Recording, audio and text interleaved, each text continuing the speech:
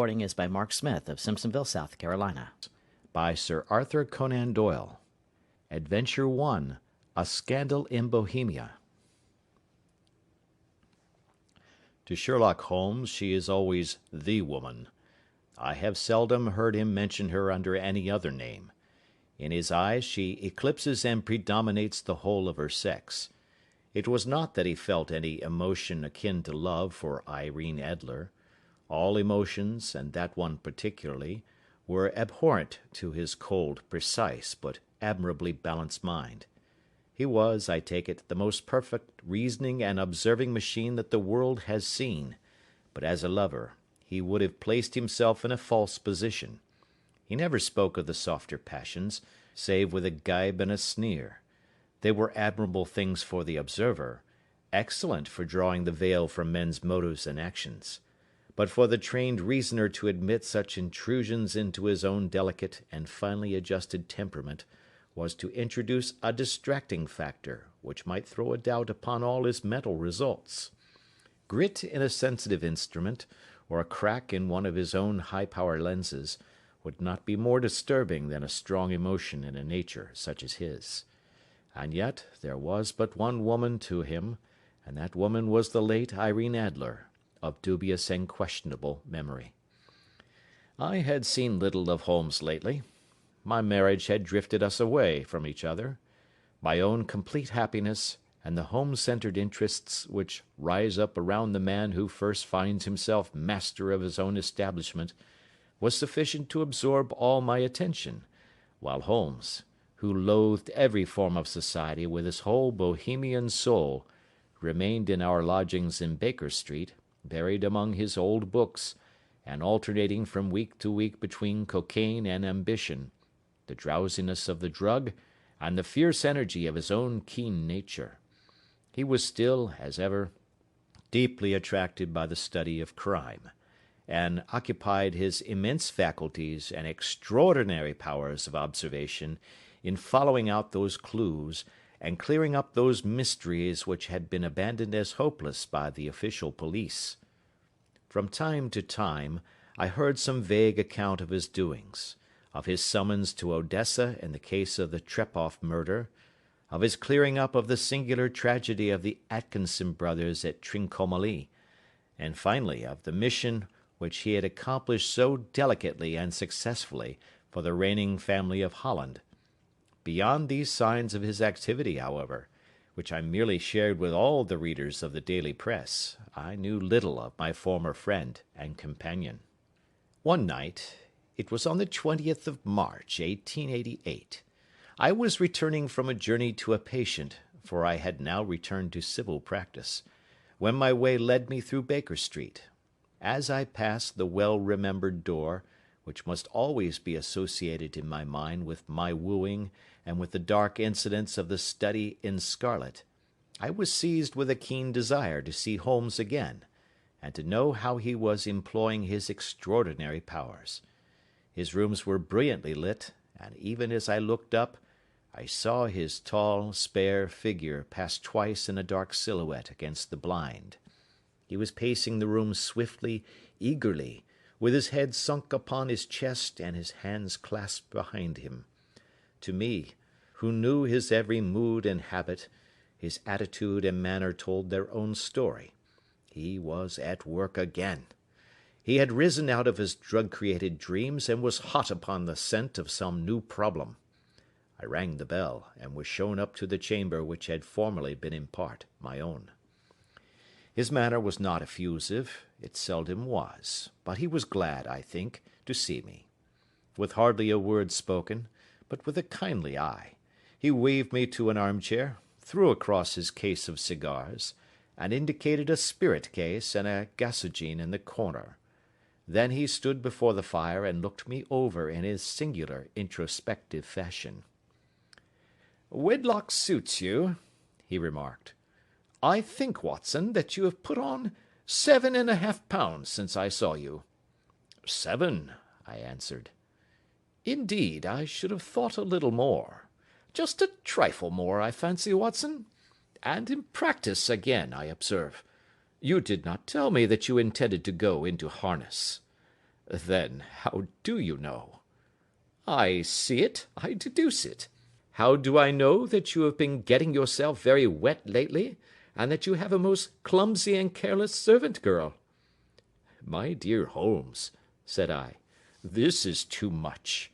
You would certainly have been burned had you lived a few centuries ago.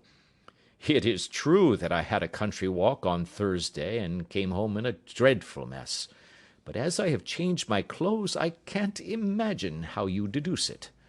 As to Mary Jane, she is incorrigible, and my wife has given her notice, but there again, I fail to see how you work it out. He chuckled to himself and rubbed his long, nervous hands together. It is simplicity itself, said he. My eyes tell me that on the inside of your left shoe, just where the firelight strikes it, the leather is scored by 6 almost parallel cuts. Obviously, they have been caused by someone who has very carelessly scraped round the edges of the sole in order to remove crusted mud from it.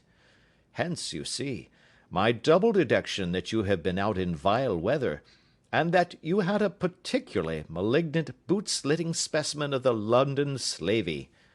As to your practice, if a gentleman walks into my rooms smelling of iodoform, with a black mark of nitrate of silver upon his right forefinger, and a bulge on the right side of his top hat, to show where he has secreted his stethoscope, I must be dull indeed, if I do not pronounce him to be an active member of the medical profession. I could not help laughing at the ease with which he explained his process of deduction. When I hear you give your reasons, I remarked, the thing always appears to me to be so ridiculously simple that I could easily do it myself, though at each successive instance of your reasoning I am baffled until you explain your process. And yet I believe that my eyes are as good as yours.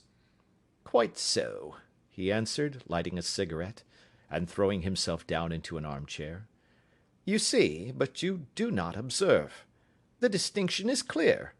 For example, you have frequently seen the steps which lead up from the hall to this room. Frequently. How often? Well, some hundreds of times. Then how many are there? How many? I don't know. Quite so. You have not observed, and yet you have seen. That is just my point. Now, I know that there are 17 steps, because I have both seen and observed. By the way, since you are interested in these little problems, and since you are good enough to chronicle one or two of my trifling experiences, you may be interested in this. He threw over a sheet of thick, pink-tinted notepaper which had been lying open upon the table. It came by the last post, said he. Read it aloud. The note was undated, and without either signature or address. There will call upon you tonight at 7:45, it said, a gentleman who desires to consult you upon a matter of the very deepest moment. Your recent services to one of the royal houses of Europe have shown that you are one who may safely be trusted with matters which are of an importance which can hardly be exaggerated. This account of you we have from all quarters received. Be in your chamber then at that hour, and do not take it amiss if your visitor wear a mask. This is indeed a mystery, I remarked. What do you imagine that it means? I have no data yet. It is a capital mistake to theorize before one has data. Insensibly one begins to twist facts to suit theories, instead of theories to suit facts. But the note itself, what do you deduce from it? I carefully examined the writing, and the paper upon which it was written. The man who wrote it was presumably well-to-do, I remarked, endeavouring to imitate my companion's processes. Such paper could not be bought under 1/2 crown a packet. It is peculiarly strong and stiff. Peculiar, that is the very word, said Holmes. It is not an English paper at all. Hold it up to the light. I did so, and saw a large E with a small g, a capital P, and a large capital G with a small t woven into the texture of the paper. "What do you make of that?" asked Holmes. "The name of the maker, no doubt, or his monogram, rather." "Not at all. The G with a small t stands for Gesellschaft, which is German for company. It is a customary contraction like our CO for company. P, of course, stands for Papier. Now for the EG. Let us glance at our Continental Gazetteer." He took down a heavy brown volume from his shelves. Iglonitz, here we are, Egria. It is in a German-speaking country, in Bohemia, not far from Carlsbad. Remarkable as being the scene of the death of Wallenstein, and for its numerous glass factories and paper mills. Ha ha, my boy, what do you make of that? His eyes sparkled, and he sent up a great blue triumphant cloud from his cigarette. "The paper was made in Bohemia," I said. "Precisely, and the man who wrote the note is a German. Do you note the peculiar construction of the sentence? 'This account of you we have from all quarters received'? A Frenchman or Russian could not have written that. It is the German who is so uncourteous to his verbs. It only remains, therefore, to discover what is wanted by this German who writes upon Bohemian paper, and prefers wearing a mask to showing his face. And here he comes, if I am not mistaken, to resolve all our doubts." As he spoke, there was a sharp sound of horses' hoofs and grating wheels against the curb, followed by a sharp pull at the bell. Holmes whistled. "A pair, by the sound," said he. "Yes," he continued, glancing out of the window. "A nice little brougham and a pair of beauties. 150 guineas apiece. There's money in this case, Watson, if there is nothing else." "I think that I had better go, Holmes." "Not a bit, Doctor. Stay where you are. I am lost without my Boswell, and this promises to be interesting. It would be a pity to miss it." "But your client—" "Never mind him. I may want your help, and so may he. Here he comes. Sit down in that armchair, Doctor, and give us your best attention." A slow and heavy step, which had been heard upon the stairs and in the passage, paused immediately outside the door. Then there was a loud and authoritative tap. "Come in," said Holmes. A man entered who could hardly have been less than 6 feet 6 inches in height, with a chest and limbs of a Hercules. His dress was rich, with a richness which would, in England, be looked upon as akin to bad taste. Heavy bands of astrakhan were slashed across the sleeves and fronts of his double-breasted coat, while the deep blue cloak which was thrown over his shoulders was lined with flame-coloured silk, and secured at the neck with a brooch, which consisted of a single flaming beryl. Boots, which extended halfway up his calves, and which were trimmed at the tops with rich brown fur, completed the impression of barbaric opulence which was suggested by his whole appearance. He carried a broad-brimmed hat in his hand, while he wore across the upper part of his face, extending down past the cheekbones, a black vizard mask, which he had apparently adjusted that very moment, for his hand was still raised to it as he entered. From the lower part of the face he appeared to be a man of strong character, with a thick, hanging lip, and a long, straight chin suggestive of resolution pushed to the length of obstinacy. "You had my note?" he asked, with a deep, harsh voice and a strongly marked German accent. "I told you that I would call."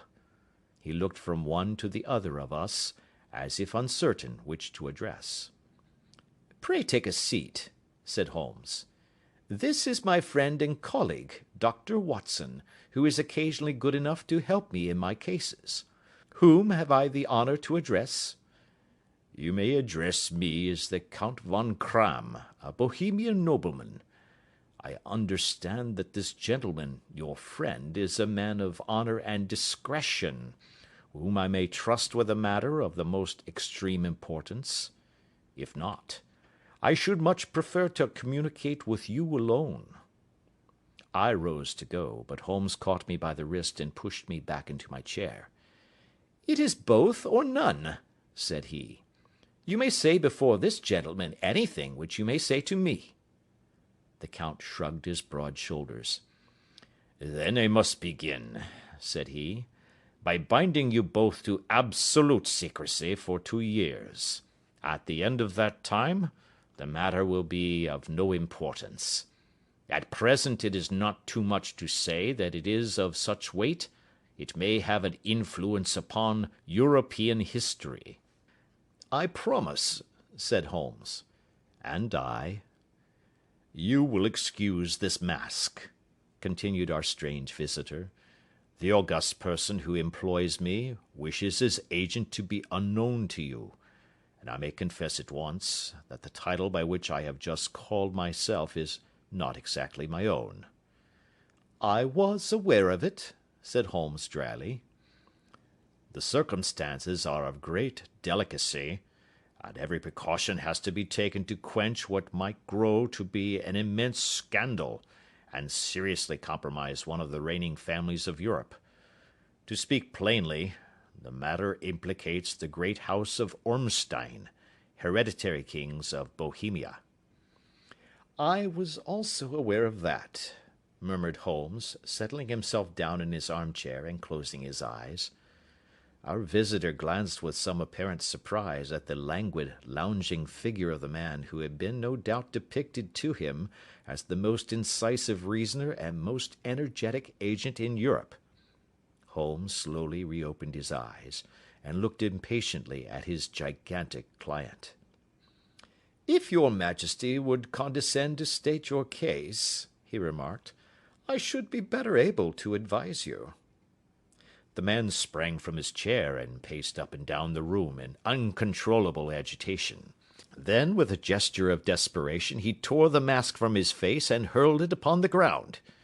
"You are right," he cried. "I am the king. Why should I attempt to conceal it?" "Why, indeed?" murmured Holmes. "Your Majesty had not spoken before I was aware that I was addressing Wilhelm Gottschalk Sigmunds von Ormstein, Grand Duke of Cassel-Felstein, and hereditary King of Bohemia." "But you can understand," said our strange visitor, sitting down once more and passing his hand over his high white forehead, "you can understand that I am not accustomed to doing such business in my own person. Yet the matter was so delicate that I could not confide it to an agent without putting myself in his power. I have come incognito from Prague for the purpose of consulting you." "Then pray consult," said Holmes, shutting his eyes once more. "The facts are briefly these. Some 5 years ago, during a lengthy visit to Warsaw, I made the acquaintance of the well-known adventuress Irene Adler. The name is no doubt familiar to you." "Kindly look her up in my index, doctor," murmured Holmes without opening his eyes. For many years he had adopted a system of docketing all paragraphs concerning men and things, so that it was difficult to name a subject or a person on which he could not at once furnish information. In this case I found her biography sandwiched in between that of a Hebrew rabbi and that of a staff commander who had written a monograph upon the deep-sea fishes. "Let me see," said Holmes. Born in New Jersey in the year 1858. Contralto. La Scala. Prima donna Imperial Opera of Warsaw. Yes. Retired from operatic stage. Ha! Living in London. Quite so. Your Majesty, as I understand, became entangled with this young person, wrote her some compromising letters, and is now desirous of getting those letters back." "Precisely so. But how?" "Was there a secret marriage?" "None." "No legal papers or certificates?" "None." "Then I failed to follow your Majesty.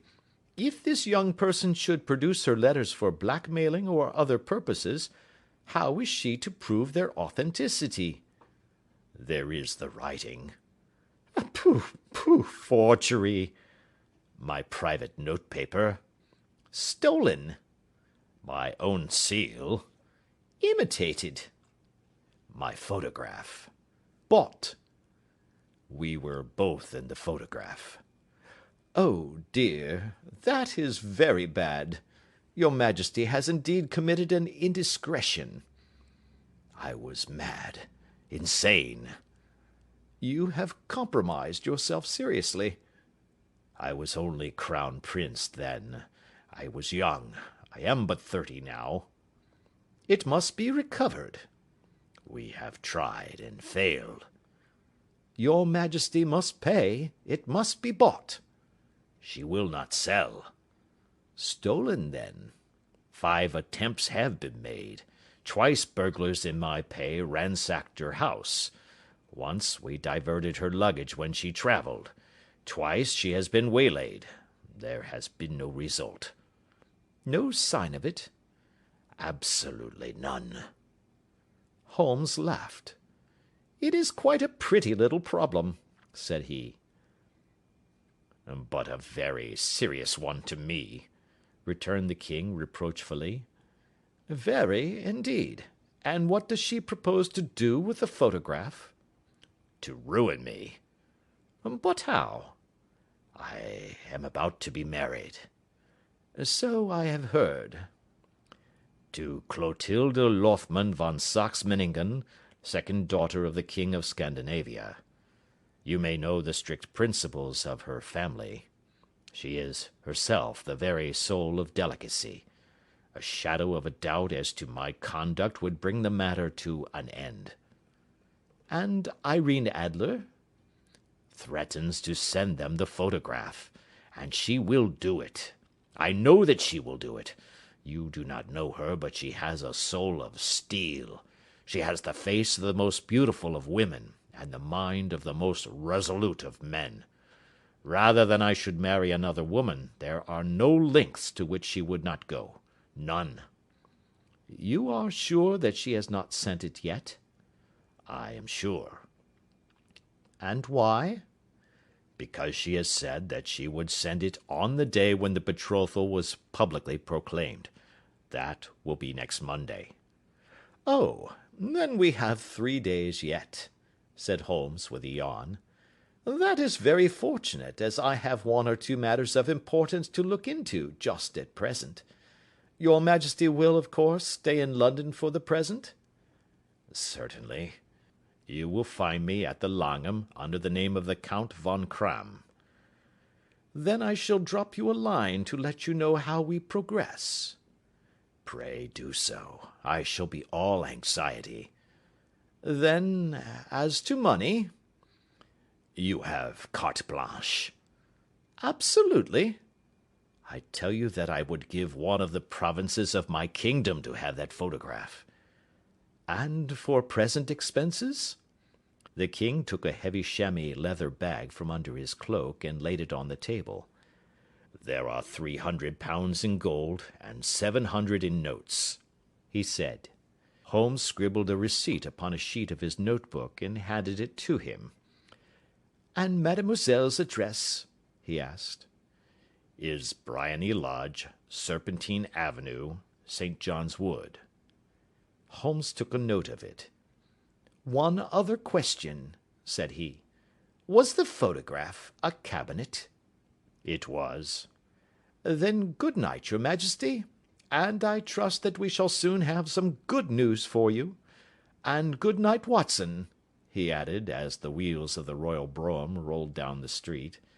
If you will be good enough to call tomorrow afternoon at 3 o'clock, I should like to chat this little matter over with you. Part 2. At 3 o'clock precisely, I was at Baker Street, but Holmes had not yet returned. The landlady informed me that he had left the house shortly after 8 o'clock in the morning. I sat down before the fire, however, with the intention of awaiting him, however long he might be. I was already deeply interested in his inquiry, for, though it was surrounded by none of the grim and strange features which were associated with the two crimes which I have already recorded, still, the nature of the case and the exalted station of his client gave it a character of its own. Indeed, apart from the nature of the investigation which my friend had on hand, there was something in his masterly grasp of a situation, and his keen, incisive reasoning, which made it a pleasure to me to study his system of work, and to follow the quick, subtle methods by which he disentangled the most inextricable mysteries. So accustomed was I to his invariable success that the very possibility of his failing had ceased to enter into my head. It was close upon 4 before the door opened, and a drunken-looking groom, ill-kempt and side-whiskered, with an inflamed face and disreputable clothes, walked into the room. Accustomed as I was to my friend's amazing powers in the use of disguises, I had to look 3 times before I was certain that it was indeed he. With a nod he vanished into the bedroom, whence he emerged in 5 minutes, tweed-suited and respectable as of old. Putting his hands into his pockets, he stretched out his legs in front of the fire, and laughed heartily for some minutes. "Well, really!" he cried, and then he choked and laughed again until he was obliged to lie back, limp and helpless, in the chair. "What is it?" "It's quite too funny. I am sure you could never guess how I employed my morning, or what I ended by doing." "I can't imagine. I suppose that you must have been watching the habits, and perhaps the house, of Miss Irene Adler?" "Quite so, but the sequel was rather unusual. I will tell you, however. I left the house a little after 8 o'clock this morning in the character of a groom out of work. There is a wonderful sympathy and freemasonry among horsey men. Be one of them, and you will know all that there is to know. I soon found Briony Lodge. It is a bijou villa, with a garden at the back, but built out in front right up to the road, 2 stories. Chubb lock to the door. Large sitting room on the right side, well furnished, with long windows almost to the floor, and those preposterous English window fasteners which a child could open. Behind there was nothing remarkable, save that the passage window could be reached from the top of the coach-house. I walked round it, and examined it closely from every point of view, but without noting anything of interest. I then lounged down the street and found, as I expected, that there was a mews in a lane which runs down by one wall of the garden. I lent the ostlers a hand in rubbing down their horses, and received in exchange 2d, a glass of half and half, 2 fills of shag tobacco, and as much information as I could desire about Miss Adler, to say nothing of half a dozen other people in the neighbourhood, in whom I was not in the least interested, but whose biographies I was compelled to listen to. "And what of Irene Adler?" I asked. "Oh, she has turned all the men's head down in that part. She is the daintiest thing under a bonnet on this planet. So say the Serpentine Mews to a man. She lives quietly, sings at concerts, drives out at 5 every day, and returns at 7 sharp for dinner. Seldom goes out at other times except when she sings. Has only 1 male visitor, but a good deal of him.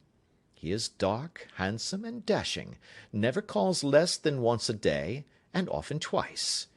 He is a Mr. Godfrey Norton, of the Inner Temple. See the advantages of a cabman as a confidant.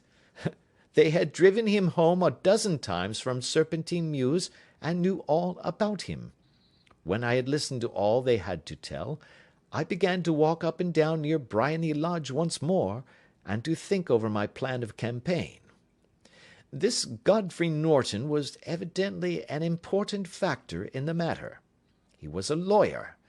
That sounded ominous. What was the relation between them, and what the object of his repeated visits?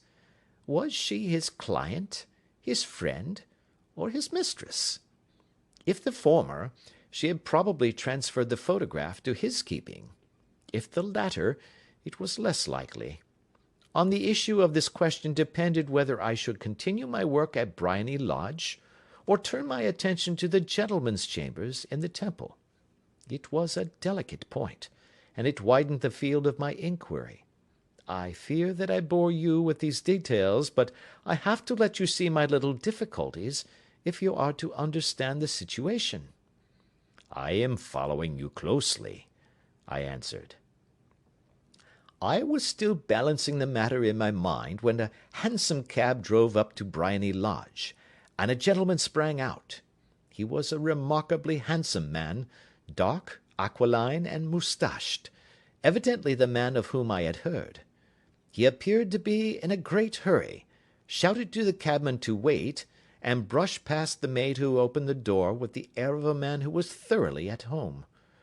He was in the house about half an hour, and I could catch glimpses of him in the windows of the sitting-room, pacing up and down, talking excitedly, and waving his arms. Of her I could see nothing. Presently he emerged, looking even more flurried than before. As he stepped up to the cab, he pulled a gold watch from his pocket and looked at it earnestly. "Drive like the devil!" he shouted. "First to Gross and Hankey's in Regent Street, and then to the Church of St. Monica in the Edgware Road. Half a guinea if you do it in 20 minutes. Away they went, and I was just wondering whether I should not do well to follow them, when up the lane comes a neat little landau, the coachman with his coat only half buttoned, and his tie under his ear, while all the tags of his harness were sticking out of the buckles. It hadn't pulled up before she shot out of the hall door and into it. I only caught a glimpse of her at the moment, but she was a lovely woman, with a face that a man might die for. "The Church of St. Monica, John," she cried, "and half a sovereign if you reach it in 20 minutes. This was quite too good to lose, Watson. I was just balancing whether I should run for it, or whether I should perch behind her landau, when a cab came through the street. The driver looked twice at such a shabby fare, but I jumped in before he could object.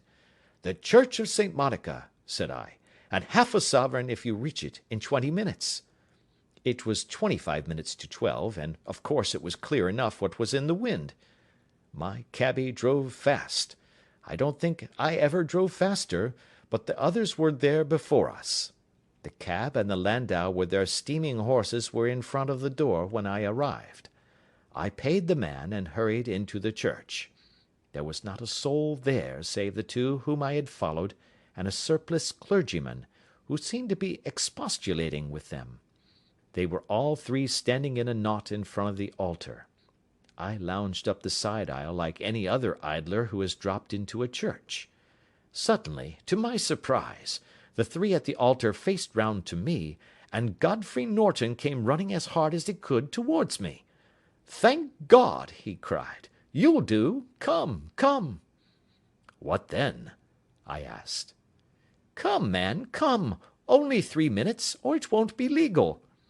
I was half dragged up to the altar, and before I knew where I was, I found myself mumbling responses which were whispered in my ear, and vouching for things of which I knew nothing, and generally assisting in the secure tying up of Irene Adler, spinster, to Godfrey Norton, bachelor.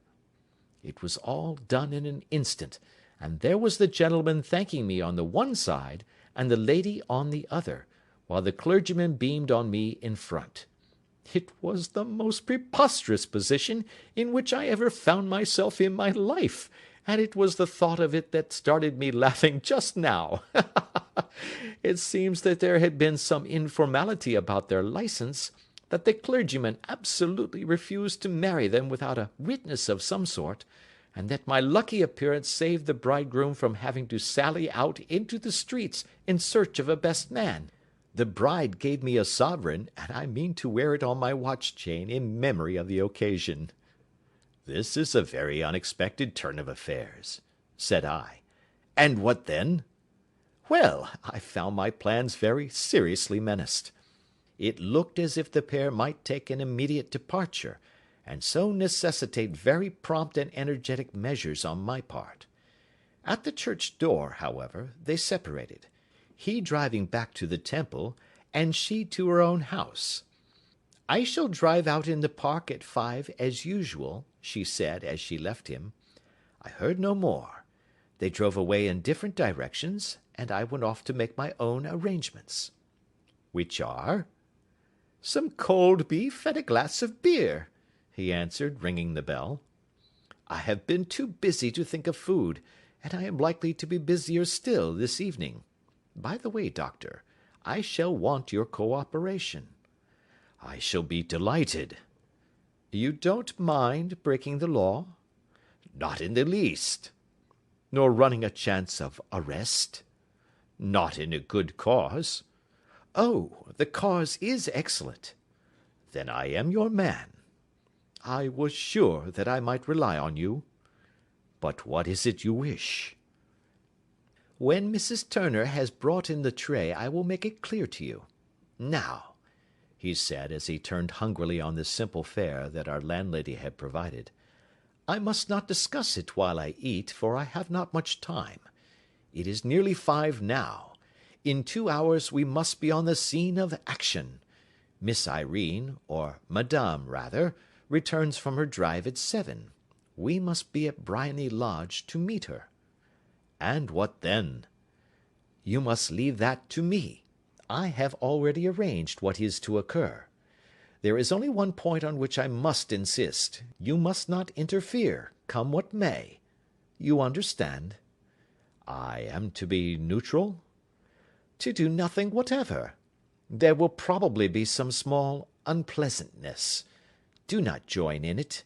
It will end in my being conveyed into the house. 4 or 5 minutes afterwards the sitting-room window will open. You are to station yourself close to that open window." "Yes." "You are to watch me, for I will be visible to you." "Yes."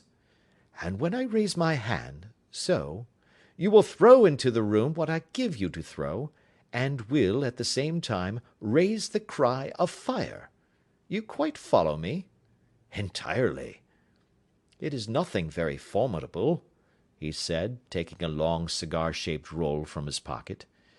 "It is an ordinary plumber's smoke rocket, fitted with a cap at either end to make it self-lighting. Your task is confined to that. When you raise your cry of fire, it will be taken up by quite a number of people. You may then walk to the end of the street, and I will rejoin you in 10 minutes. I hope that I have made myself clear?" "I am to remain neutral, to get near the window, to watch you, and at the signal to throw in this object, then to raise the cry of fire, and to wait you at the corner of the street." "Precisely." "Then you may entirely rely on me." "That is excellent.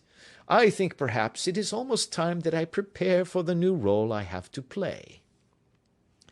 He disappeared into his bedroom, and returned in a few minutes in the character of an amiable and simple-minded nonconformist clergyman. His broad black hat, his baggy trousers, his white tie, his sympathetic smile, and general look of peering and benevolent curiosity were such as Mr. John Hare alone could have equalled. It was not merely that Holmes changed his costume. His expression, his manner, his very soul seemed to vary with every fresh part that he assumed. The stage lost a fine actor, even as science lost an acute reasoner when he became a specialist in crime. It was 6:15 when we left Baker Street, and it still wanted 10 minutes to the hour when we found ourselves in Serpentine Avenue. It was already dusk, and the lamps were just being lighted as we paced up and down in front of Briony Lodge, waiting for the coming of its occupant. The house was just such as I had pictured it from Sherlock Holmes's succinct description, but the locality appeared to be less private than I expected. On the contrary, for a small street in a quiet neighbourhood, it was remarkably animated. There was a group of shabbily dressed men smoking and laughing in a corner, a scissors grinder with his wheel, 2 guardsmen who were flirting with a nurse girl, and several well-dressed young men who were lounging up and down with cigars in their mouths. "You see," remarked Holmes, as we paced to and fro in front of the house. "This marriage rather simplifies matters. The photograph becomes a double-edged weapon now. The chances are that she would be as averse to its being seen by Mr. Godfrey Norton as our client is to its coming to the eyes of his princess. Now the question is, where are we to find the photograph?" "Where, indeed?" "It is most unlikely that she carries it about with her. It is cabinet size, too large for easy concealment about a woman's dress. She knows that the king is capable of having her waylaid and searched. 2 attempts of the sort have already been made. We may take it, then, that she does not carry it about with her." "Where, then?" "Her banker or her lawyer. There is that double possibility. But I am inclined to think neither. Women are naturally secretive, and they like to do their own secreting. Why should she hand it over to anyone else? She could trust her own guardianship, but she could not tell what indirect or political influence might be brought to bear upon a business man. Besides, remember that she had resolved to use it within a few days. It must be where she can lay her hands upon it. It must be in her own house." "But it has twice been burgled." "Pshaw! They did not know how to look." "But how will you look?" "I will not look." "What then?" "I will get her to show me." "But she will refuse." "She will not be able to. Ah, but I hear the rumble of wheels. It is her carriage. Now, carry out my orders to the letter."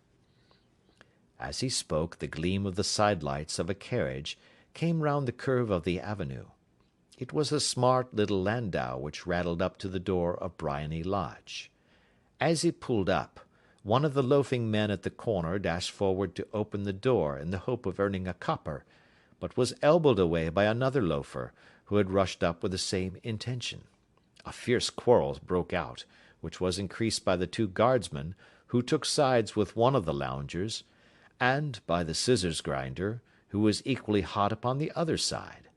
A blow was struck, and in an instant the lady, who had stepped from her carriage, was the centre of a little knot of flushed and struggling men, who struck savagely at each other with their fists and sticks. Holmes dashed into the crowd to protect the lady, but, just as he reached her, he gave a cry and dropped to the ground, with the blood running freely down his face. At his fall the guardsmen took to their heels in one direction, and the loungers in the other, while a number of better dressed people, who had watched the scuffle without taking part in it, crowded in to help the lady and to attend to the injured man.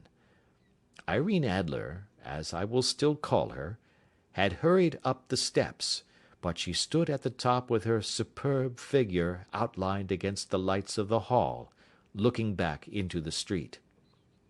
"Is the poor gentleman much hurt?" she asked. "He is dead," cried several voices. "No, no, there's life in him," shouted another, "but he'll be gone before you can get him to hospital." "He's a brave fellow," said a woman. "They would have had the lady's purse and watch if it hadn't been for him. They were a gang, and a rough one too. Ah, he's breathing now." "He can't lie in the street. May we bring him in, marm?" "Surely. Bring him into the sitting-room. There is a comfortable sofa. This way, please." Slowly and solemnly he was borne into Briony Lodge and laid out in the principal room, while I still observed the proceedings from my post by the window. The lamps had been lit, but the blinds had not been drawn, so that I could see Holmes as he lay upon the couch. I do not know whether he was seized with compunction at that moment for the part he was playing, but I know that I never felt more heartily ashamed of myself in my life than when I saw the beautiful creature against whom I was conspiring, or the grace and kindliness with which she waited upon the injured man. And yet it would be the blackest treachery to Holmes to draw back now from the part which he had entrusted to me. I hardened my heart, and took the smoke rocket from under my ulster. After all, I thought, we are not injuring her. We are but preventing her from injuring another. Holmes had sat up upon the couch, and I saw him motion like a man who is in need of air. A maid rushed across and threw open the window. At the same instant I saw him raise his hand, and at the signal I tossed my rocket into the room with a cry of "Fire!" The word was no sooner out of my mouth than the whole crowd of spectators, well dressed and ill, gentlemen, ostlers, and servant maids, joined in a general shriek of "Fire!" Thick clouds of smoke curled through the room and out at the open window. I caught a glimpse of rushing figures, and a moment later the voice of Holmes from within, assuring them that it was a false alarm. Slipping through the shouting crowd, I made my way to the corner of the street, and in 10 minutes was rejoiced to find my friend's arm in mine, and to get away from the scene of uproar. He walked swiftly and in silence for some minutes until we had turned down one of the quiet streets which lead towards the Edgware Road. "You did it very nicely, Doctor," he remarked. "Nothing could have been better. It is all right." "You have the photograph?" "I know where it is." "And how did you find out?" "She showed me, as I told you she would." "I am still in the dark." "I do not wish to make a mystery," said he, laughing. "The matter was perfectly simple. You, of course, saw that everyone in the street was an accomplice. They were all engaged for the evening." "I guessed as much." "Then, when the row broke out, I had a little moist red paint in the palm of my hand. I rushed forward, fell down, clapped my hand to my face, and became a piteous spectacle. It is an old trick. That also I could fathom. Then they carried me in. She was bound to have me in. What else could she do? And into her sitting room, which was the very room which I suspected. It lay between that and her bedroom, and I was determined to see which. They laid me on a couch. I motioned for air. They were compelled to open the window, and you had your chance." "How did that help you?" "It was all important. When a woman thinks that her house is on fire, her instinct is at once to rush to the thing which she values most. It is a perfectly overpowering impulse, and I have more than once taken advantage of it. In the case of the Darlington substitution scandal it was of use to me, and also in the Arnsworth Castle business. A married woman grabs at her baby, an unmarried one reaches for her jewel box. Now it was clear to me that Our Lady of today had nothing in the house more precious to her than what we are in quest of. She would rush to secure it. The alarm of fire was admirably done. The smoke and shouting were enough to shake nerves of steel. She responded beautifully. The photograph is in a recess behind a sliding panel just above the right bell-pull. She was there in an instant, and I caught a glimpse of it as she half drew it out. When I cried out that it was a false alarm, she replaced it, glanced at the rocket, rushed from the room, and I have not seen her since. I rose, and making my excuses, escaped from the house. I hesitated whether to attempt to secure the photograph at once, but the coachman had come in, and as he was watching me narrowly, it seemed safer to wait.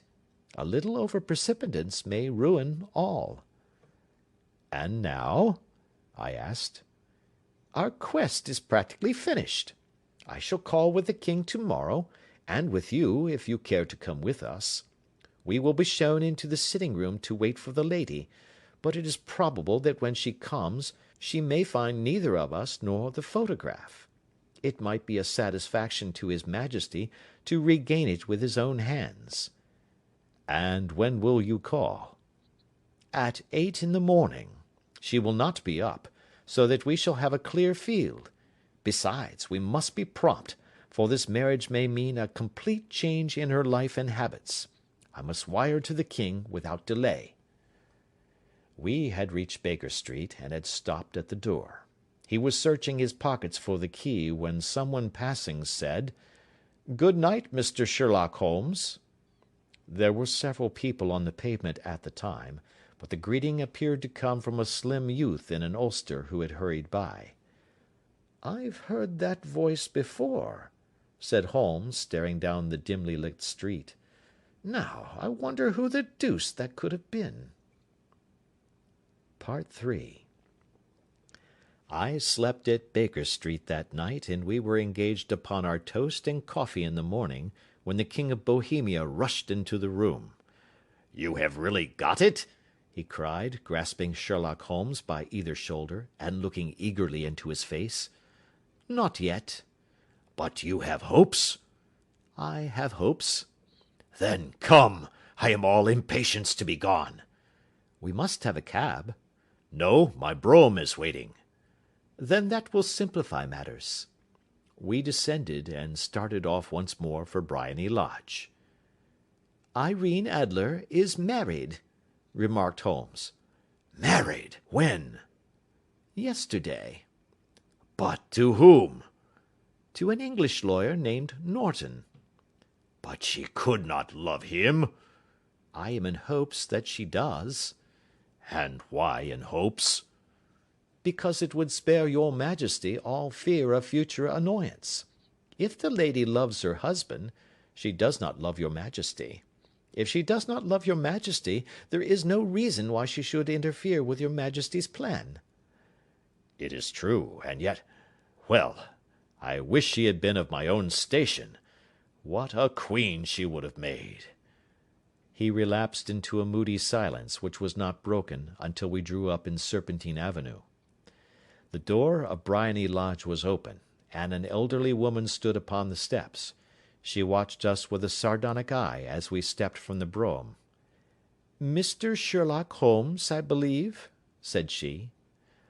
"I am Mr. Holmes," answered my companion, looking at her with a questioning and rather startled gaze. "Indeed! My mistress told me that you were likely to call. She left this morning with her husband by the 5:15 train from Charing Cross for the Continent." "What!" Sherlock Holmes staggered back, white with chagrin and surprise. "Do you mean that she has left England?" "Never to return." "And the papers?" asked the king hoarsely. "All is lost." "We shall see." He pushed past the servant, and rushed into the drawing-room, followed by the king and myself. The furniture was scattered about in every direction, with dismantled shelves and open drawers, as if the lady had hurriedly ransacked them before her flight. Holmes rushed at the bell-pull, tore back a small sliding shutter, and, plunging in his hand, pulled out a photograph and a letter. The photograph was of Irene Adler herself in evening dress. The letter was superscribed to Sherlock Holmes, Esquire, to be left till called for. My friend tore it open, and we all three read it together. It was dated at midnight of the preceding night, and ran in this way: "My dear Mr. Sherlock Holmes, you really did it very well. You took me in completely. Until after the alarm of fire I had not a suspicion, but then when I found how I had betrayed myself, I began to think. I had been warned against you months ago. I had been told that, if the king employed an agent, it would certainly be you. And your address had been given me. Yet, with all this, you made me reveal what you wanted to know. Even after I became suspicious, I found it hard to think evil of such a dear, kind old clergyman. But, you know, I have been trained as an actress myself. Male costume is nothing new to me. I often take advantage of the freedom which it gives. I sent John, the coachman, to watch you, ran upstairs, got into my walking clothes, as I call them, and came down just as you departed. Well, I followed you to your door, and so made sure that I was really an object of interest to the celebrated Mr. Sherlock Holmes. Then I, rather imprudently, wished you good night, and started for the Temple to see my husband. We both thought the best resource was flight, when pursued by so formidable an antagonist. So you will find the nest empty when you call to-morrow. As to the photograph, your client may rest in peace. I love and am loved by a better man than he. The king may do what he will without hindrance from one whom he has cruelly wronged. I keep it only to safeguard myself, and to preserve a weapon which will always secure me from any steps which he might take in the future. I leave a photograph which he might care to possess, and I remain, dear Mr. Sherlock Holmes, very truly yours, Irene Norton, née Adler. What a woman! Oh, what a woman! cried the King of Bohemia, when we had all three read this epistle. Did I not tell you how quick and resolute she was?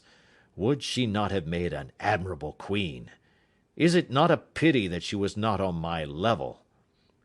From what I have seen of the lady, she seems indeed to be on a very different level to your majesty, said Holmes coldly. I am sorry that I have not been able to bring your majesty's business to a more successful conclusion. On the contrary, my dear sir, cried the king, nothing could be more successful. I know that her word is inviolate. The photograph is now as safe as if it were in the fire. I am glad to hear your majesty say so. I am immensely indebted to you. Pray tell me in what way I can reward you. This ring—" He slipped an emerald snake ring from his finger and held it out upon the palm of his hand. "Your majesty has something which I should value even more highly," said Holmes. "You have but to name it." "This photograph."